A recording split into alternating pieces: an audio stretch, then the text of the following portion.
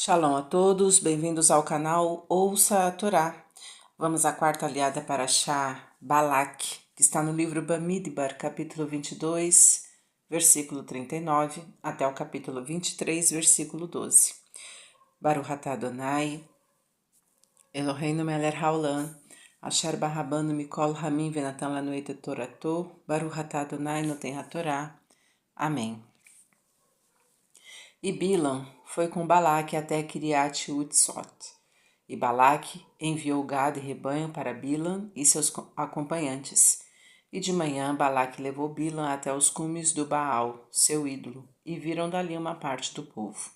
E Bilam disse a Balaque: Constrói aqui para mim 7 altares e prepara 7 touros e 7 carneiros. E Balaque assim o fez, e ofereceram um touro e um carneiro em cada altar. E Bilam disse a Balaque: Fica de pé junto ao teu holocausto, e eu irei ver se vem alguma palavra de Deus ao meu encontro. E o que ele me mostrar, eu te anunciarei. E foi-se sozinho. E veio a palavra de Deus a Bilam, que lhe disse: Os 7 altares preparei e ofereci um touro e um carneiro em cada um. E Deus pôs a palavra na boca de Bilam e disse: Volta para Balaque, e desse modo lhe falarás. E voltou para Balaque, e este estava em pé ao lado do holocausto junto com os líderes de Moabe. E Bilam discursou dizendo: De Arã me guiou para cá Balaque, rei de Moabe, dos montes do Oriente. Vai, amaldiçoa para mim a Jacó e faz enervar-se Israel. Como amaldiçoarei a quem não amaldiçoou Deus? E como farei se enervar a quem não enervou Deus? Assim como o cume das rochas o vejo, e como os outeiros o contemplo, e eis que é um povo que habita só entre as nações, não será enumerado. Quem contou o pó de Jacó e enumerou a descendência de Israel? Morra minha alma a morte dos justos que há entre eles, seja o meu fim como o deles. E Balaque disse a Bilam: Que me fizeste para amaldiçoar meu inimigo? Te chamei, e eis que o abençoaste. E Bilam respondeu: O que Deus colocar em minha boca terei o cuidado de falar. Amém. Baruch atah Adonai, Eloheinu melech haolam, asher natan lanu torato, Torah temet, v'hayol lanatah betocheinu, Baruch atah Adonai noten hatorá. Amém. O touro simboliza a força, o poder. O carneiro simboliza a mansidão, a bondade. Oferecer esses animais a Deus simboliza reconhecer que Ele dirige o mundo com poder e bondade.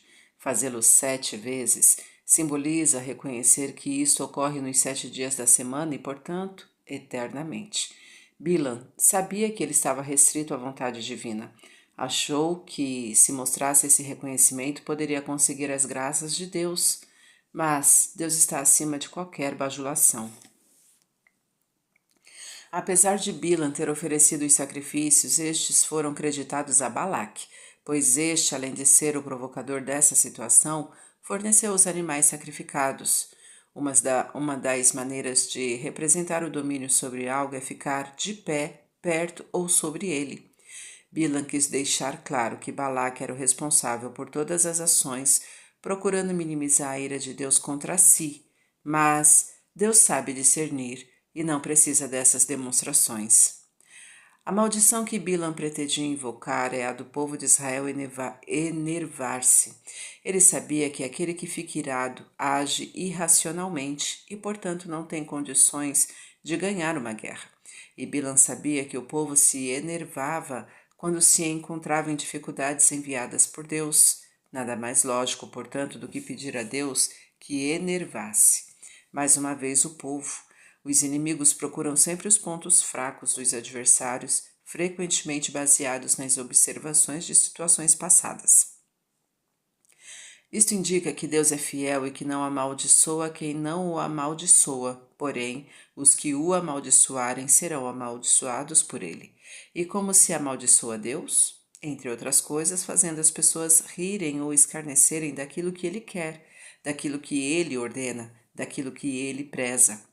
Se a pessoa não desobedece a Deus e cumpre com sinceridade da melhor maneira possível seus mandamentos, terá uma vida tranquila e é recompensada, paga na mesma moeda. Para enxergar os cumes das rochas e os outeiros, é necessário olhar para cima, o que significa perceber a presença divina.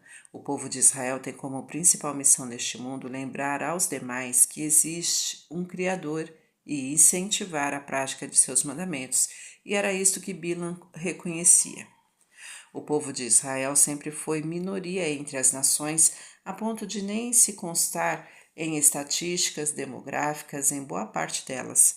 Mas apesar disso, ele procura se destacar promovendo obras sociais importantes, colaborando para o progresso de todas as nações que o recebem bem. Mas procura também manter intacta a sua identidade, atitude, esta que o isola daqueles que querem assimilá-lo. Do mesmo modo que o pó é incontável, a descendência de Israel o será. Apesar do povo de Israel ter sido sempre pequeno, a sua longevidade faz com que os descendentes sejam numerosos e Deus garante sua descendência, isto é, sua sobrevivência, apesar das inúmeras perseguições e tentativas de aniquilamento. Bilam estava pronunciando aquilo que Deus o mandou falar, e isto se constituía de profecias. Invejar o fim dos justos de Israel, que simbolizam a essência da religião, significa reconhecer que no final dos tempos, isto é, na era messiânica, a religião que prevalecerá será dos descendentes de Israel, pois ela nunca foi alterada, permanecendo fiel à vontade de Deus desde a sua fundação. Quantas vezes quiserem amaldiçoar os filhos de Israel, mas o que conseguiram, no fim, foi amaldiçoarem-se a si mesmos.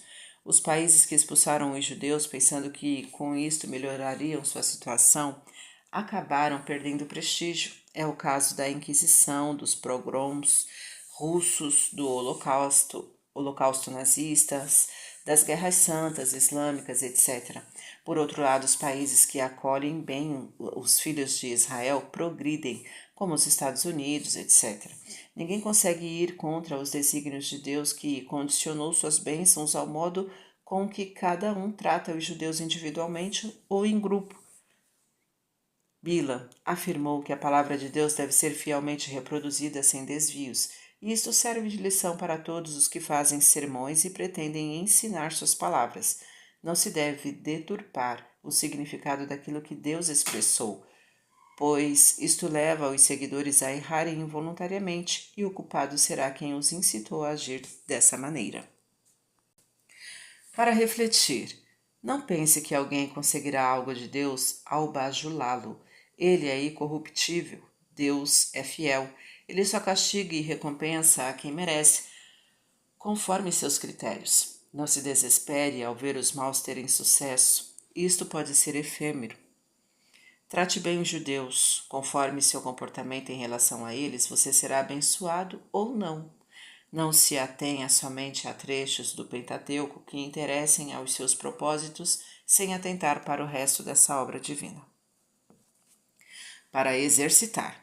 Se você é judeu, como você considera a sua comunidade e o seu desempenho nela? Se você não é judeu, como você encara os judeus? Deixe sua resposta abaixo nos comentários. Tá gostando do conteúdo do canal? Então curta, comenta, compartilha. Se ainda não é inscrito, se inscreve, ativa o sininho e fica por dentro das novidades. Shalom a todos!